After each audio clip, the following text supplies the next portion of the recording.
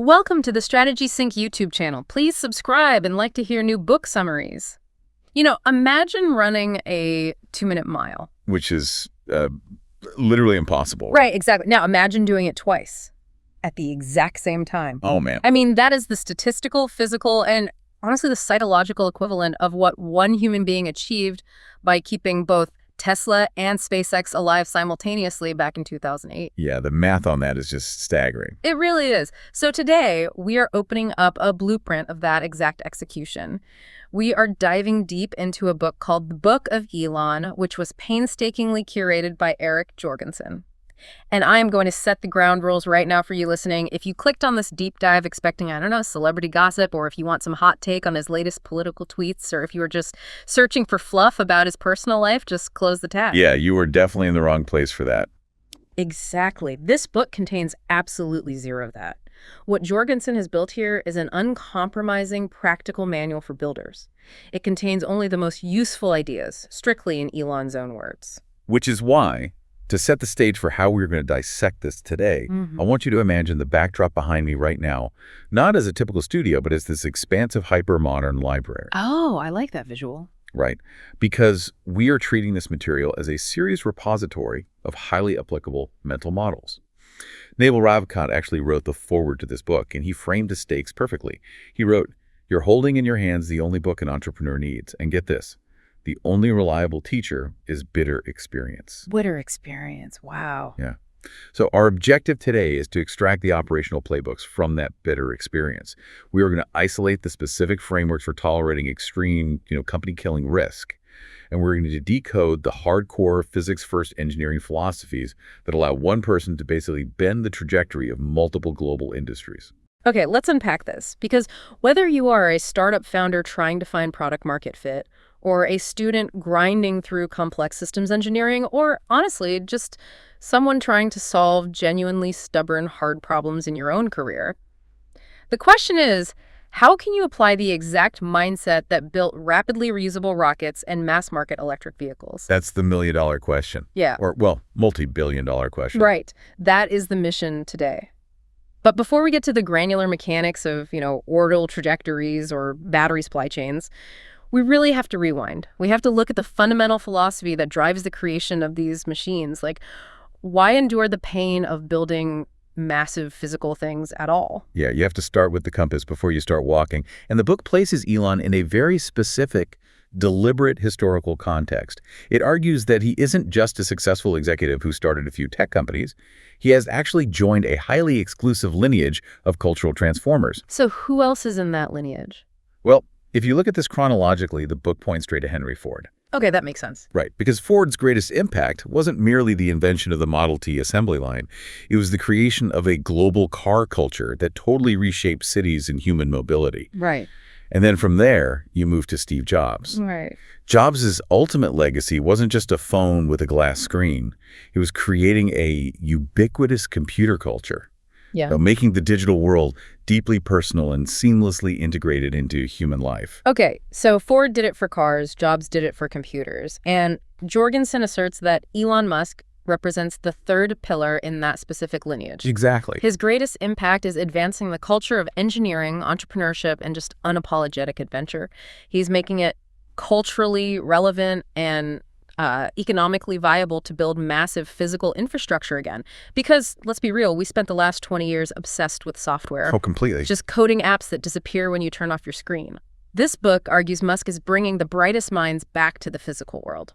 And what's fascinating here is that transition from software back to hardware requires a fundamental redefinition of what it actually means to have wealth. How so? Well, we have been conditioned to think of wealth as a massive bank account, right? Or a high valuation on Wall Street, or just the ability to shuffle capital around a spreadsheet. But Naval Ravikant, in his foreword, leans on the theoretical physicist David Deutsch to completely upend that definition. Okay, what does Deutsch say? Deutsch writes that true wealth is definitively not capital. Capital is just a measuring stick. True wealth is the set of physical transformations that we can effect. Physical transformations. Okay, break that down mechanically. What does that actually mean in the context of building a company? It means that the main component of wealth is knowledge.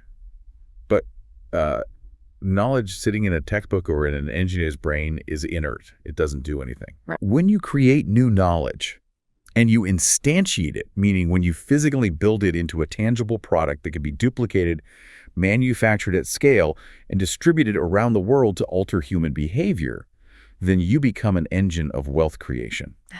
I see. Yeah, you are taking raw materials, applying profound knowledge to them, and transforming them into something that holds immense utility. Under this definition, an entrepreneur who figures out how to stamp out 1 million high-efficiency solar panels is creating vastly more true wealth than a hedge fund manager who merely profits off the stock price of that solar company. Hold on, I have to challenge that premise just a little bit. Go for it. I hear the philosophical elegance of wealth is physical transformation, but let's be real here. Henry Ford and Steve Jobs both ruthlessly protected their profit margins. I mean, they were capitalists to the core. Sure, absolutely. So if the mission and the physical transformation are all that matters, why didn't Musk just open source everything on day one? Isn't the most banal, obvious observation here just that he founded Tesla and SpaceX to make a massive profit? I mean, the timeline in the book literally points out his net worth hitting $500 billion by October 2025. You really can't ignore the capital accumulation. I am definitely not ignoring the capital, and honestly, neither is the book. But it explicitly argues that your framing kind of puts the cart before the horse. Okay, explain that. The companies themselves, Tesla, SpaceX, Neuralink, they are not the end goal. They are merely the means. They are just the necessary organizational vehicles required to gather the talent and capital to create the products. And the products, the self-driving cars, the heavy rockets, the brain-computer interfaces, even those are just a means to an end. Wait, really? The rockets aren't the end goal? No, not at all. The capital is required to fund the physical transformation, yes, but the profit is not the purpose. If the rockets and the multi-billion-dollar companies are just the means, what exactly is the end? The ultimate mission. The mission dictates a capital allocation, not the other way around. The mission is helping humanity survive and thrive. It is to elevate the scope and scale of human consciousness. That is a massive scale to think on. It is. If a technology is permitted by the strict laws of physics, and it takes us closer to a sustainable multiplanetary future, the book argues that Elon will marshal whatever capital is necessary to drag humanity across that finish line. The $500 billion net worth, the massive global fame, those are purely byproducts. Just byproducts. Yeah, they're basically the financial exhaust emitted by an incredibly efficient engine of value creation. So you don't build the heavy lift rocket to make the money. You accumulate the capital so you can afford to build the heavy lift rocket. That completely flips the standard Silicon Valley narrative on its head. There is a specific quote in the text that cemented this for me. Elon is discussing his legacy, and he states point blank that he does not care if his historical legacy is accurate or wildly inaccurate. He doesn't care what the history books say about him, just as long as he dies feeling he did the right thing for the future of consciousness. I mean, operating on a timescale that prioritizes the survival of consciousness over personal legacy is practically a sci-fi epic playing out in real time. It absolutely is. Yeah. But here is the critical pivot the book makes.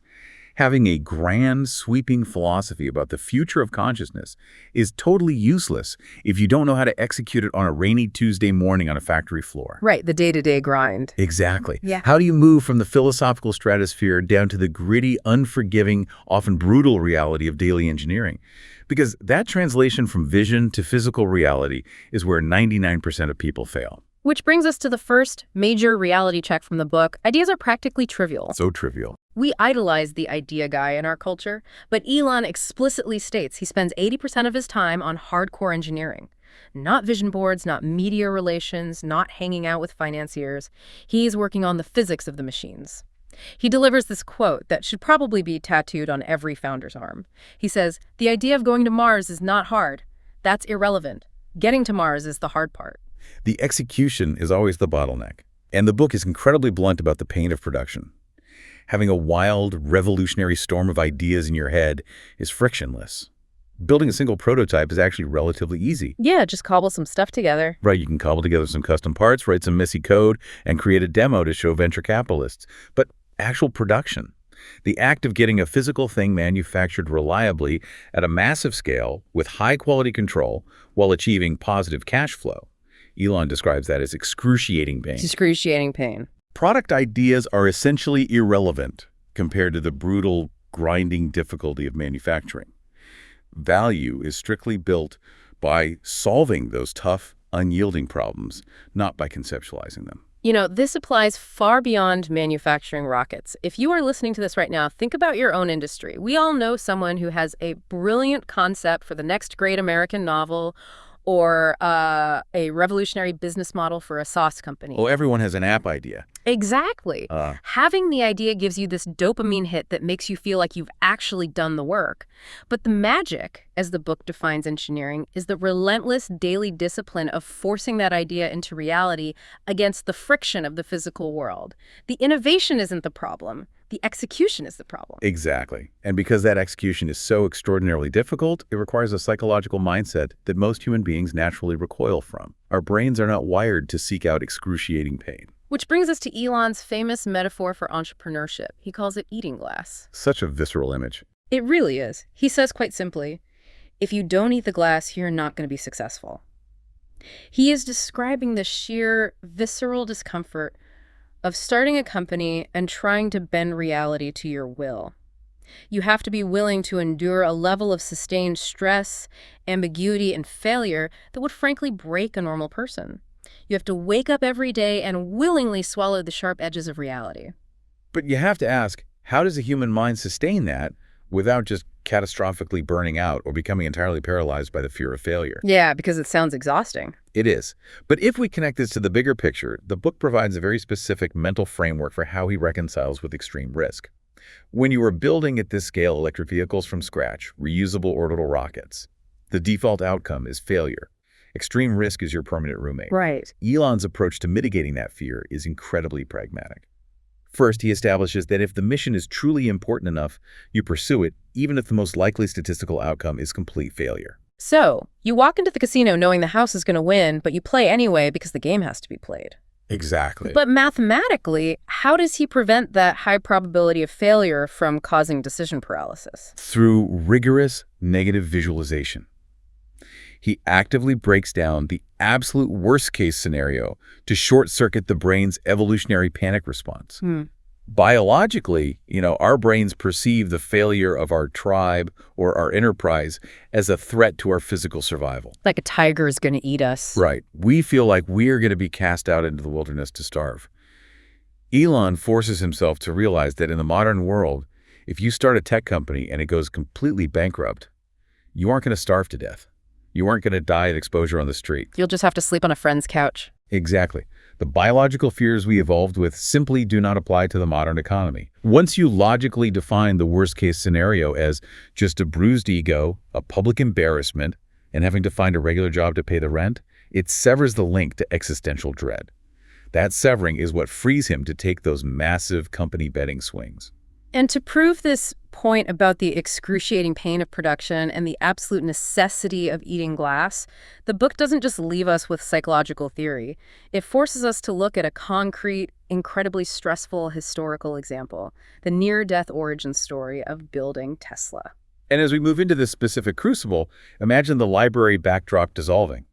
We are now standing on a bustling, hyper-modern, slightly chaotic factory floor, because this is where the philosophical theory violently collides with metal and physics. Let's talk about the origin story of the Tesla Roadster. It is highly entertaining in hindsight, but it was an absolute unmitigated disaster at the time. The foundational premise of the entire company was completely, hopelessly flawed from day one. It really was. They essentially looked at the market and thought, building a car from scratch is too hard. We'll just take a shortcut. We'll buy the chassis of a Lotus Elise, a nice, lightweight British sports car. We'll take the electric drive unit from a small company called AC Propulsion. We'll slap them together and boom, we have an electric car to sell. It's just integration. It is a classic example of an idea sounding perfectly logical on a whiteboard while being a catastrophic engineering error in reality. What they discovered the hard way was the massive chasm between a prototype and mass production. You cannot simply industrialize handcrafted technology. Oh, because of the variability. Yes. The AC propulsion technology was brilliant conceptually, but it relied on handcrafted electronics. When you rely on hand-soldered components and custom wound stators, you introduce massive variability. Right. The book details how the system was incredibly finicky. In hot weather, it would behave one way. In cold weather, it would behave another. Sometimes it just wouldn't respond at all. You can build one super expensive individual prototype that way because you have an engineer basically babysitting it. Exactly. But the moment you try to scale that technology for an assembly line where tolerances must be exact and repeatable by hourly workers, it completely falls apart. Exactly. The thermal dynamics alone were a nightmare. The AC propulsion battery packs couldn't dissipate heat evenly, which is incredibly dangerous when you are dealing with thousands of lithium-ion cells. And the stories of trying to raise venture capital with this early, buggy prototype are hilarious. Elon recounts giving a test ride to the Google founders, Larry Page and Sergey Brin. He had known them for a long time, and Tesla desperately needed cash. They get in the car for this high-stakes demo, and because of some random system bug, likely thermal throttling in the battery management system, the car refuses to accelerate. No. It will only go 10 miles an hour. Imagine being Elon Musk, sitting in the passenger seat with two billionaires who could fund your entire company, desperately swearing to them, guys, I swear it goes a lot faster than this. And amazingly, they invested in the vision anyway, despite what Elon himself calls the world's worst demo. They invested in his track record and the theoretical physics of electric propulsion, certainly not the 10-mile-an-hour reality they experienced. But that engineering reality eventually forced a total reckoning. The Lotus Elise strategy became a textbook, multi-million-dollar example of the sunk cost fallacy. How so? Well, because the AC propulsion technology couldn't be mass-produced safely, Tesla had to completely redesign the battery pack from scratch. And this is where the cascading failure begins, right? Yeah. Because the new battery pack was completely different in shape and weight, the original Lotus chassis had to be completely redesigned just to fit it. Precisely. You are dealing with physics. When you add a massive lithium-ion battery pack to a lightweight fiberglass tub designed for a tiny four-cylinder engine, you completely change the center of gravity and the weight distribution. The car became 40% heavier. 40%. Yeah. And because the mass increased by 40%, the kinetic energy involved in a crash increased drastically. Therefore, all the expensive crash testing that Lotus had already done, which Tesla was relying on to make the car street legal, was completely invalidated. Because the crumple zones would just collapse under the new weight. Exactly. The suspension geometry was wrong. The brakes were inadequate for the new mass. They were trying to jam a square peg into a round hole, constantly modifying a legacy system to accommodate a completely new paradigm.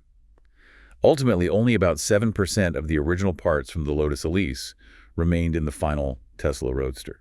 Only 7%. That's insane. They threw away almost everything and paid a massive premium in time and capital to do it. The critical, actionable lesson here for anyone listening, whether you are coding a new software architecture, building a physical product, or restructuring a corporate department, is do not try to modify someone else's legacy system when a clean sheet design is actually what the physics of the problem require. Modifying something often takes far more time, capital, and emotional energy than just starting from scratch with first principles. Start from scratch. It sounds harder, but it's actually the shortcut. And what's wild about this period is that Elon actually admits to a massive personal misstep, a leadership failure that he calls a moral error. Oh yeah, the CEO issue. Right. He wanted to, in his words, have his cake and eat it too. At the beginning of Tesla, he didn't want to be the CEO. He just wanted to be the chief product architect. He wanted to sit in a room, work on the cool technology, design the aesthetic of the car, and hire some other guy to be the CEO and handle the boring, messy business stuff like supply chains, HR, and financing. Keep in mind, he was also trying to run SpaceX at the exact same time, and his early rockets were literally glowing up over the Pacific Ocean. He was trying to delegate the ultimate responsibility for a company that hadn't even proven it had a right to exist. You cannot delegate the soul of a company when it has no employees, no finalized intellectual property, and no working mass-producible prototype. He realized, far too late, that to truly lead the product, you have to lead the entire organization that builds the product. And stepping into that CEO role culminated in a moment of pure entrepreneurial heroism or, well, utter insanity, depending on your risk tolerance. The year is 2008. The book includes this incredible anxiety-inducing context from early investor Steve Jorgenson. To understand the stakes, you have to look at the macro environment. Lehman Brothers has collapsed. Right, the whole world is falling apart. The global financial crisis is raging. The entire global auto industry is effectively bankrupt, with General Motors and Chrysler begging for government bailouts.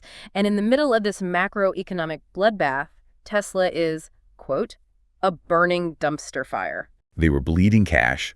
They had negative gross margins on the early roadsters, meaning it cost them more to build the car than they were selling it for. Their largest investor was going AWOL. There were no government loans yet. Daimler hadn't made their investment yet. It was the absolute bottom. And over at SpaceX, the first 3 launches of the Falcon 1 rocket had failed. It was just failure stacked on top of failure. And this is where that concept of negative visualization and tolerating extreme risk becomes terribly, viscerally real. During Christmas week of 2008, when literally no rational venture capitalist would put a dime into the company, Tesla needed cash just to make payroll. Elon looked at his own bank accounts. He had around $15 million left, the entire remainder of his personal wealth from the sale of PayPal. Everything he had. Everything. He had to make a choice. Let Tesla die and keep his fortune, or risk personal bankruptcy. He wrote the check. He put his last $15 million into Tesla just to cover payroll, keep the doors open, and bridge the gap to the next funding round. He pushed all his chips back to the center of the table when the odds were spectacularly against him. He ate the glass. And obviously they survived 2008. But surviving was just the prologue. Because scaling Tesla from a niche sports car company, building a few hundred roadsters, into a mass-market auto manufacturer capable of building millions of Model 3s and Model Ys required solving organizational problems that were arguably just as complex as the physics of the battery chemistry. Right, because how do you actually design a company to do the impossible at scale? You have to treat the organization itself as a literal engineering problem. There is a well-known concept in software engineering called Conway's Law. It essentially states that organizations will inevitably design systems that mirror their own internal communication structures. I love that the book demystifies the corporate veil here. It explicitly defines a company as just a bunch of people coming together to create a product or service. There is no magical abstract entity called a business. It's just a group of human beings pursuing a goal. And because it's just a group of humans, the errors in how those humans are organized will inevitably manifest as physical defects in the product itself. If your software team is on the 4th floor and your hardware team is in a different building across town, and the managers of those teams hate each other and refuse to share data, your car's user interface is going to feel completely disjointed from the physical steering controls. Oh, that makes perfect sense. The code will reflect the dysfunction. A major source of product failure is simply poor communication between siloed departments. Okay, let's unpack this. How does Musk engineer the humans? Through radical transparency and the absolute destruction of the chain of command when it comes to information flow. He actively removes organizational boundaries. In a traditional legacy automaker, if a junior engineer spots a problem with a stamping press, they have to report it to their manager, who reports it to a director, who reports it to a VP, who then talks to the VP of another department. And by the time the message gets across, the context is lost and weeks have passed. Exactly. Musk's rule is that it must be completely okay for a junior engineer in the battery division to walk directly over to a VP in the software division to solve a problem immediately. The free flow of information across all levels is non-negotiable. If a manager tries to enforce a rigid chain of communication, they are fired. Wow, just fired. But even with the flat structure and rapid communication, here's where it gets really interesting. They still ran into a massive, nearly fatal wall during the Model 3 production ramp-up, the infamous production hell phase in Nevada. And I find this section of the book fascinating because Elon openly admits to a massive engineering hubris.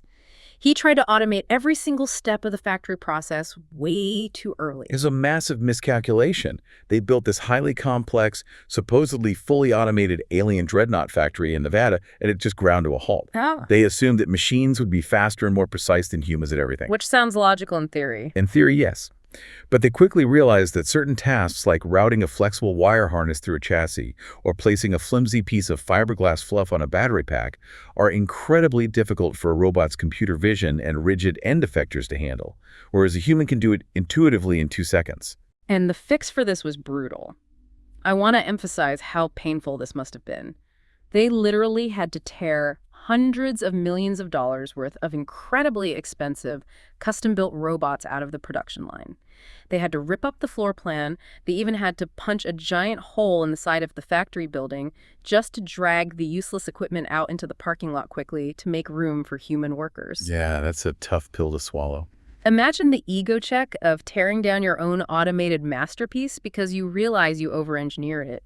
But out of that chaos, the book extracts what might be the most valuable, actionable rule for you listening. It's his 5-step process for engineering. This 5-step mental model is something you must apply strictly in order, whether you are building rockets, writing an app, or organizing a bake sale. Yeah. People always try to skip to step 5, and that is what causes production hell. Okay, let's break down all 5 steps, because the book makes it clear that doing them out of order is fatal. Step 1. Make your requirements less dumb. This means questioning every single constraint placed upon you. If someone tells you a part must be made of aluminum because of a safety requirement, you have to ask who wrote that requirement, when they wrote it, and why. Right. Most requirements are based on outdated assumptions. Step 2, which Elon calls the most important step. Try very hard to delete the part or the process entirely. Yes, aggressive deletion. If you are not occasionally adding parts back in because you deleted too much, you are not deleting enough. We have a natural bias to add complexity to solve problems. It is much harder to realize that a part simply shouldn't exist. Why do we do that? Why is it so hard to just delete something? Because of self-preservation. If a brilliant engineer spends 6 months designing a complex cooling valve, they will fight to the death to keep that valve in the product, even if the system could be redesigned so that it doesn't need cooling at all. Deleting the part invalidates their hard work. Which leads to step 3, simplify or optimize. Only after you have proven the part is absolutely necessary do you try to make it lighter, cheaper, or faster to produce. Correct. And then step 4, accelerate cycle time. You make the process move faster. But again, you only accelerate after you've deleted and simplified. Speeding up a flawed process just generates garbage faster. And finally, step 5, automate. Automate is last. Always last. The fatal mistake Tesla made in Nevada was jumping straight to step 5. They automated processes that should have been deleted in step 2.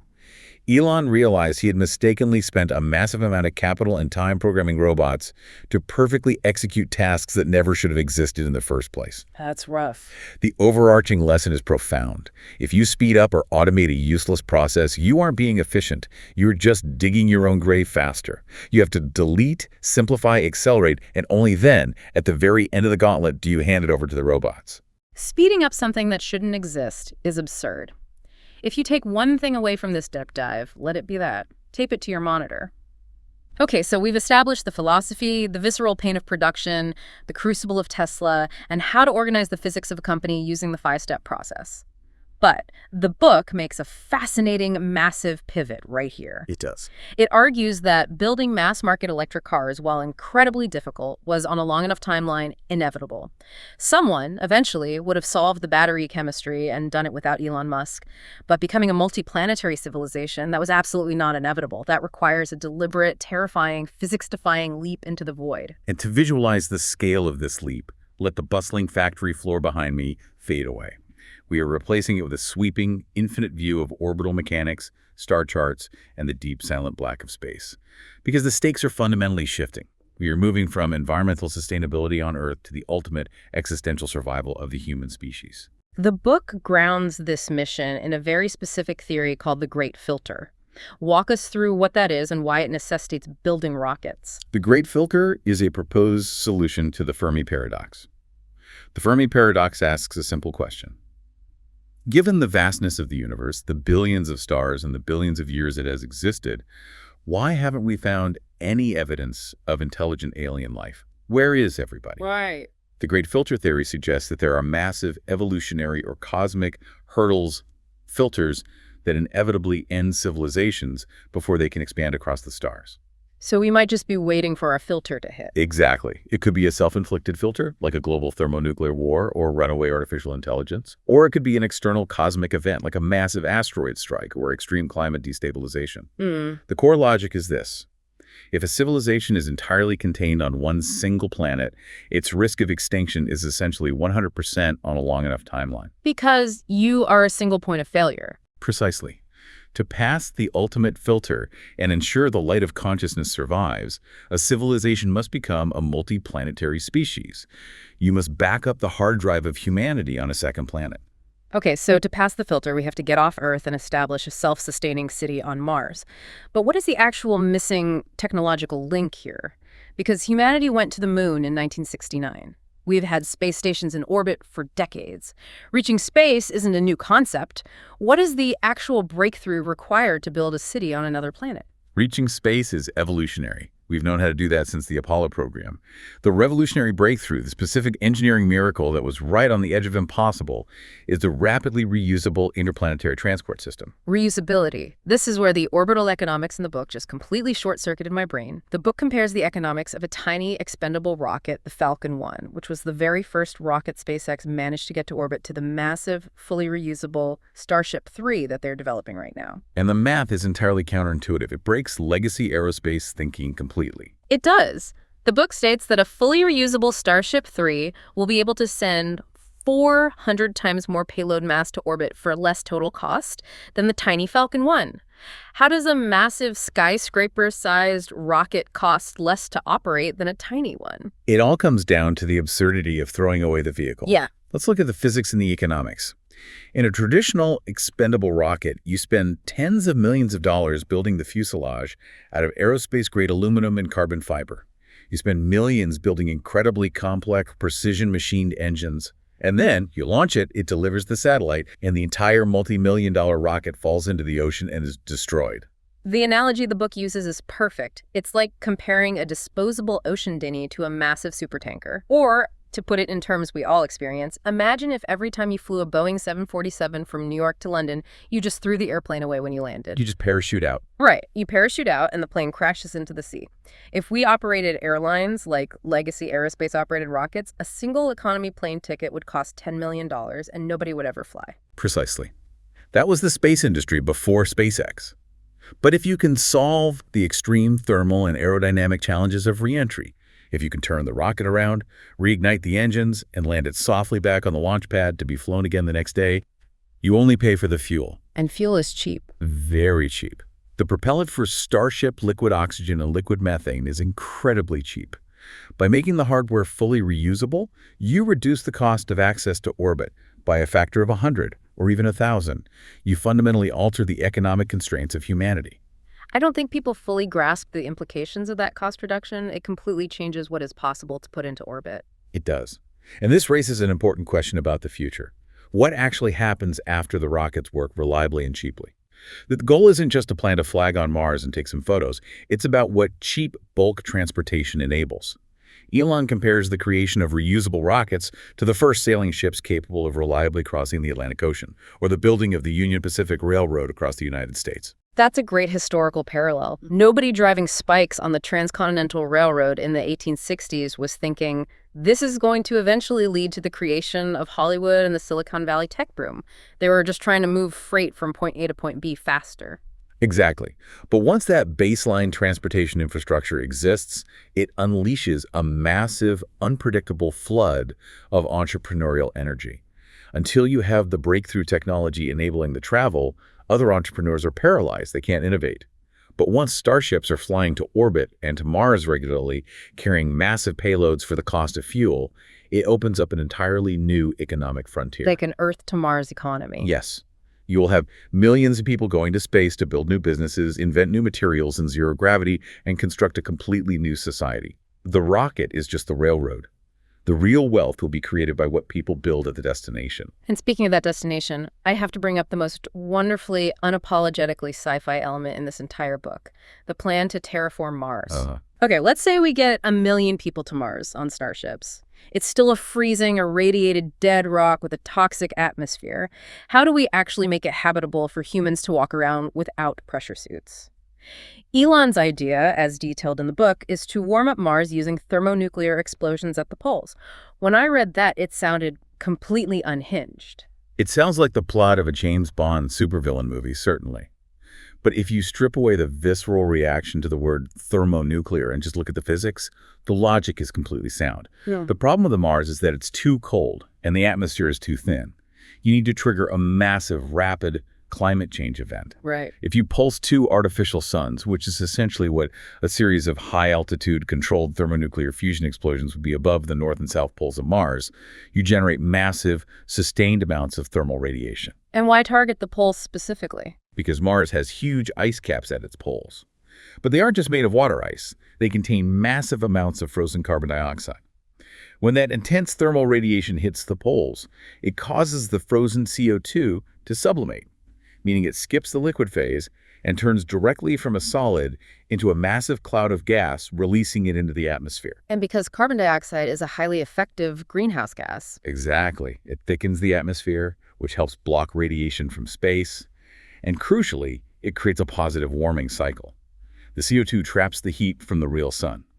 More trapped heat makes the planet warmer, which melts more ice, which releases more liquid water and more gases, which thickens the atmosphere further. It just cascades. Right. Eventually, you raise the atmospheric pressure above the Armstrong limit, which is the point where human blood doesn't boil at body temperature, and you make the environment far more like Earth's.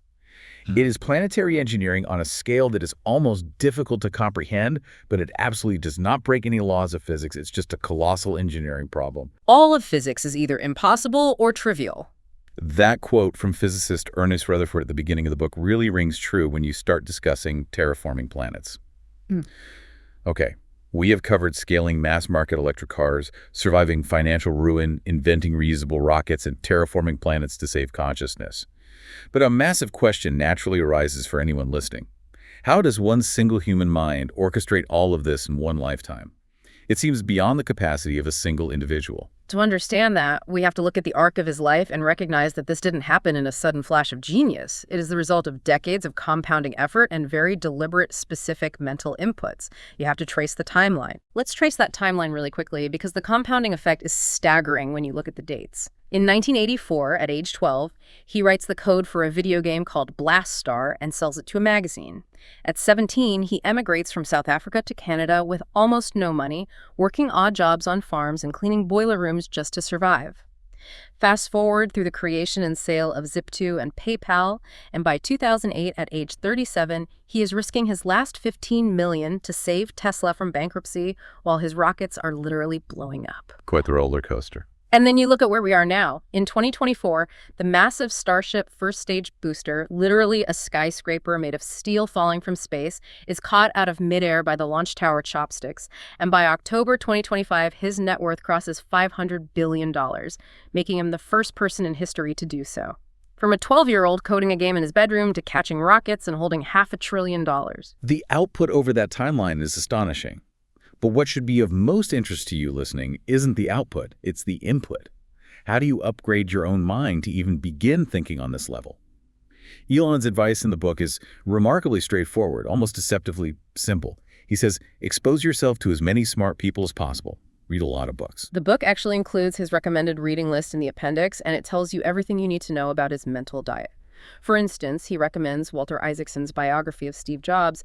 That book shows an absolute uncompromising obsession with product perfection and aesthetic integration. Then you have Peter Thiel's 0 to 1, which is essentially the philosophical Bible for creating entirely new technologies going from 0 to 1 rather than just making marginal improvements to compete in existing markets.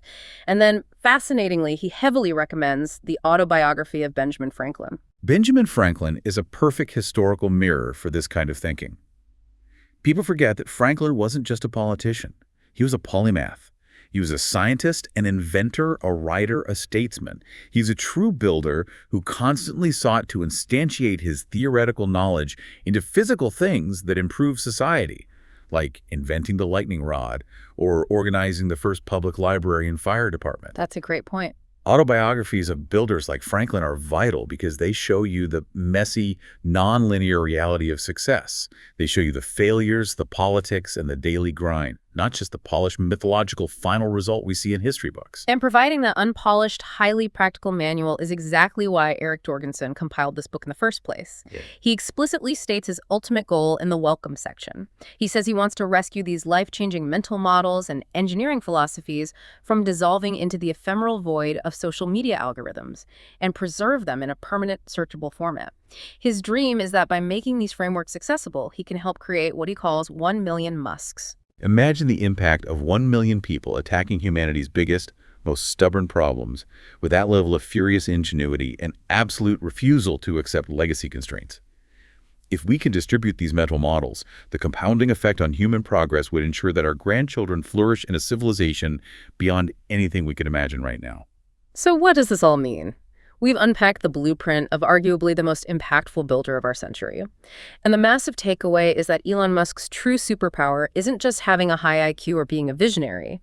His superpower is the rare, highly combustible combination of extreme, almost pathological optimism, a willing tolerance for eating glass and enduring the grueling pain of execution, and the rigorous, uncompromising application of physics-first engineering to both hardware and human organizations. I want to leave you with a final provocative challenge. Pulling once more from Naval Ravikant's incredible foreword, he poses a series of questions about the future that demand introspection. He asks, when humanity went to the stars, what were you doing? When the robots took over the miserable and repetitive work, were you in the front row, cheering? Or sour-faced in the bleachers, jeering? I challenge you to look at your own life, your own industry, your own daily work. What is the impossible problem everyone around you assumes is just an unchangeable law of nature, but is actually just a poorly designed process waiting to be aggressively deleted and rebuilt from scratch? What is your personal Mars that you are willing to eat glass to reach? That is the profound question you need to sit with today. Thank you for joining us on this deep dive into the blueprint of the future. Please remember to subscribe and like the Strategy Sync YouTube channel to hear more comprehensive book summaries that decode the ideas shaping our world. Go out there and create some magic.